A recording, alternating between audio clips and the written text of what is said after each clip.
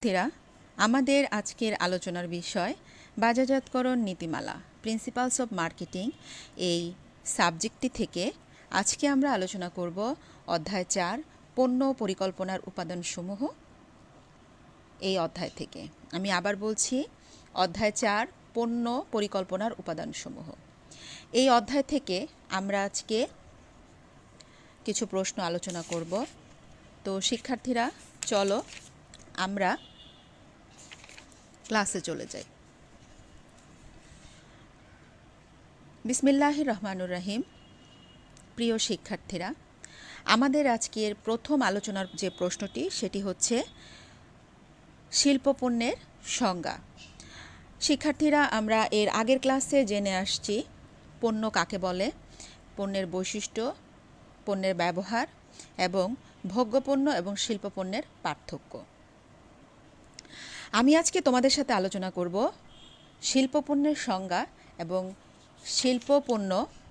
শিল্পপণ্যের বাজারজাতকরণের বিবেচ্য বিষয়সমূহ। আশা করি এই পর্যন্ত সবাই আমার সাথেই থাকবে। আমাদের প্রথম আলোচনার প্রশ্নটি হচ্ছে শিল্পপণ্যের সংজ্ঞা দাও। শিক্ষার্থীরা, জীবন ধারণের জন্য আমরা বহু ধরনের পণ্যের সাহায্য নিয়ে থাকি এবং আমাদের চাহিদা পূরণ করে থাকি। কিছু পণ্য আমরা সরাসরি ভোগ করি, আবার কিছু পণ্য ব্যবসায়িক উদ্দেশ্যে প্রক্রিয়াজাতকরণের পর ভোগ করি, আর এসব পণ্যই হলো শিল্পপণ্য। আবার অন্যভাবে বলা যায়, যেসব পণ্য পুনঃ উৎপাদন কাজে ব্যবহারের জন্য ক্রয় করা হয় তাকে শিল্পপণ্য বলে, যেমন কারখানা, জমি, দালান কোঠা, যন্ত্রপাতি ইত্যাদি। তাছাড়াও অপ্রত্যক্ষভাবে চূড়ান্ত পণ্যের উৎপাদনে সহায়তা করে এমন পণ্য শিল্পপণ্য নামে শ্রেণীভুক্ত হয়। শিক্ষার্থীরা, তোমরা আগেই জেনে আসছো যে পণ্য সাধারণত দুই প্রকার, একটি হচ্ছে শিল্পপণ্য আর একটি হচ্ছে ভোগ্যপণ্য। নিত্য প্রয়োজনে ব্যবহারের জন্য যে সকল পণ্য ব্যবহার করা হয় সেগুলো হচ্ছে ভোগ্যপণ্য, যেমন চাল, ডাল, কাপড় চোপড় এগুলো। আর শিল্পপণ্য হচ্ছে যেই পণ্য একবার না বারবার ব্যবহার করার উদ্দেশ্যে কেনা হয় এবং অনেক বছর যাবৎ ব্যবহার করা যায়, সেই ধরনের পণ্যকেই বা পুনঃপ্রক্রিয়াজাতকরণ পণ্যকেই শিল্পপণ্য বলে। ফিলিপ কটলার এবং গ্রে আর্মস্ট্রংয়ের মতে শিল্পপণ্য হচ্ছে সে পণ্য যা ব্যক্তি বা সংগঠন পুনরায় প্রক্রিয়াকরণ বা ব্যবসায় পরিচালনায় ব্যবহারের উদ্দেশ্যে ক্রয় করা হয়। ম্যাকার্থি বলেন, শিল্পপণ্য যা অন্য পণ্য তৈরির কাজে ব্যবহৃত হয়। অর্থাৎ শিল্পপণ্য সেসব পণ্য যেগুলো চূড়ান্ত ভোক্তার জন্য অন্য উৎপাদনে ব্যবহৃত হয়। শিল্পপণ্য হতে হলে কয়েকটি বৈশিষ্ট্য বিদ্যমান থাকতে হবে। সেগুলো কি কি? শিল্পপণ্য উৎপাদনে প্রত্যক্ষ বা পরোক্ষভাবে ব্যবহৃত হয়। ব্যবসায়ীরা এ পণ্যের মূল ক্রেতা। ব্যবসায়ীরা এ পণ্য বৃহৎ আকারে ক্রয় করে। শিল্পপণ্যের একক প্রতি মূল্য বেশি হয়ে থাকে। এবং সর্বশেষে বলা হয়েছে যে শিল্পপণ্য নির্ধারিত মানসম্পন্ন হয়। শিল্পপণ্যে আমরা ভোক্তারা শিল্পপণ্য যারা ব্যবহার করে থাকি, যেমন টিভি, ফ্রিজ, গাড়ি ইত্যাদি। এ ধরনের পণ্য ক্রেতা বা বিক্রেতার নিকট অধিক বিক্রয়োত্তর সেবা দিয়ে থাকে, অর্থাৎ ক্রেতা বা ভোক্তারা বিক্রয়োত্তর সেবা বেশি প্রত্যাশা করে। পরিশেষে বলা যায়, শিল্পপণ্য হলো সেই সকল পণ্য যেগুলো পুনরায় প্রক্রিয়াজাতকরণের মাধ্যমে নতুন আরেকটি পণ্য হিসেবে ক্রেতাদের নিকট উপস্থাপন করা হয়। অন্যভাবে বলতে গেলে, উৎপাদন কার্যে ব্যবহার, ভোক্তাদের নিকট পুনঃবিক্রয়ের উদ্দেশ্যে যে সকল পণ্য সামগ্রী ক্রয় করা হয় তাকেই শিল্পপণ্য বলে। তো শিক্ষার্থীরা, আশা করি তোমরা প্রথম প্রশ্নটি বুঝতে পেরেছ। এখন আমরা আলোচনা করব দ্বিতীয় প্রশ্নটি, যে শিল্পপণ্যের বৈশিষ্ট্য আমরা আজকে আলোচনা করব না। শিল্পপণ্যের বৈশিষ্ট্য আমরা সংজ্ঞার মধ্যে জেনে গেছি। আমরা আজকে দ্বিতীয় প্রশ্নটি আলোচনা করব হচ্ছে শিল্পপণ্যের বাজারজাতকরণে বিবেচ্য বিষয়, অর্থাৎ শিল্পপণ্য বাজারজাতকরণ করার ক্ষেত্রে বাজারজাতকরণকারীকে কী কী বিষয় মাথায় রেখে বাজারজাতকরণ কার্যক্রম সম্পন্ন করতে হবে তা নিয়ে আজকে আমরা আলোচনা করব। শিল্পপণ্যের বাজারজাতকরণ পদ্ধতি ভোগ্যপণ্য থেকে আলাদা। শিল্পপণ্যের লেনদেন বৃহৎ আকারে হয়ে থাকে। বেশ কিছু বিষয় বিবেচনা করে শিল্পপণ্য বাজারজাতকরণ করতে হয়। নিম্নে শিল্পপণ্যের বাজারজাতকরণ পদ্ধতি বা বাজারজাতকরণের বিবেচ্য বিষয় আলোচনা করা হলো। শিক্ষার্থীরা, আমরা প্রথম পয়েন্টে দেখতে পাচ্ছি লোকেশন অফ স্টোর, যেটা বাংলায় বলা হয় বিপণীর অবস্থান। 2 নম্বরে বলা হয়েছে সীমিত বাজার, লিমিটেড মার্কেট। 3 নম্বরে বলা হয়েছে বন্টন প্রণালী, চ্যানেল অফ ডিস্ট্রিবিউশন। 4 নম্বরে বলা হয়েছে চুক্তিবদ্ধ ক্রয়। 5 নম্বরে বলা হয়েছে লিজিং। 6 নম্বরে বলা হয়েছে গুডউইল বা সুনাম। 7 নম্বরে বলা হয়েছে নেচার অফ ডিমান্ড বা চাহিদার প্রকৃতি। 8 নম্বরে বলা হয়েছে প্রসার কার্যক্রম, প্রমোশনাল অ্যাক্টিভিটিস।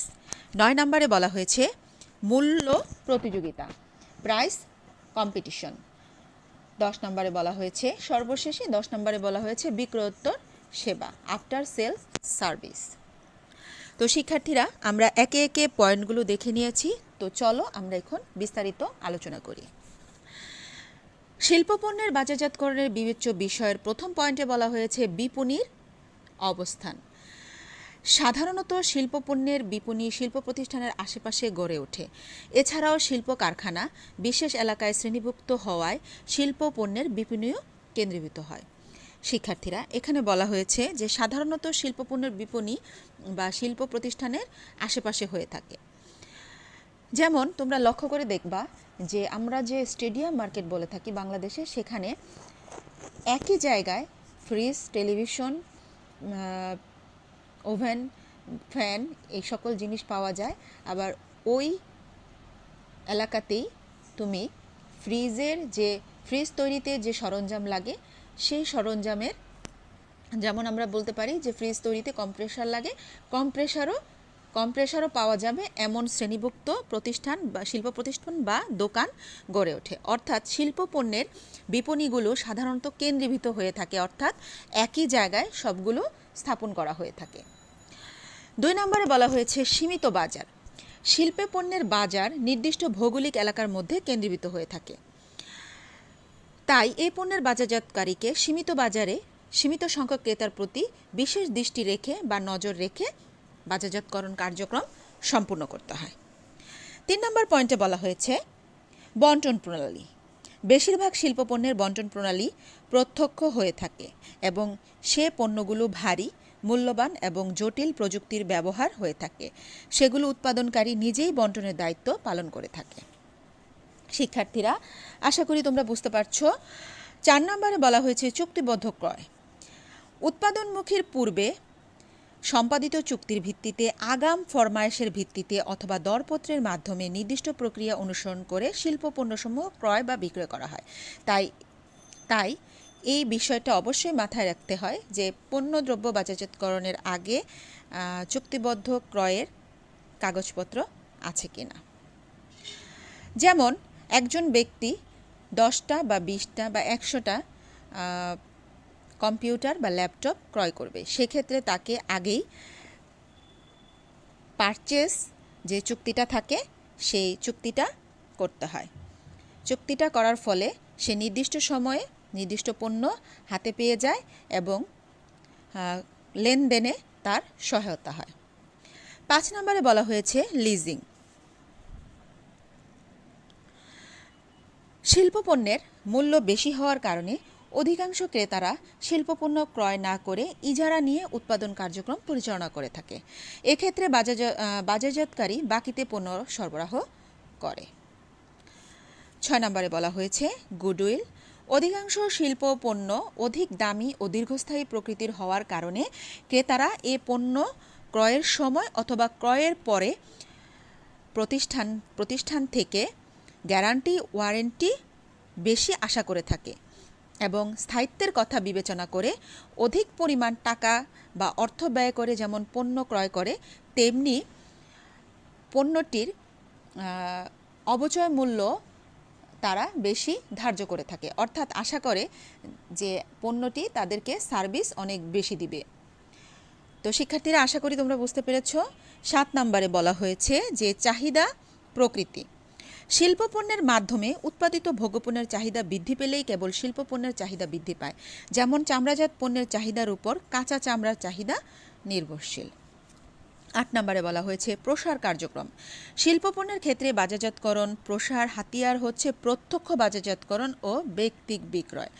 আবার ব্যবসায়িক ভাবেও বিজ্ঞাপন দেওয়ার মাধ্যমে শিল্পপণ্যের প্রসার কার্যক্রম প্রসারিত করা যায়।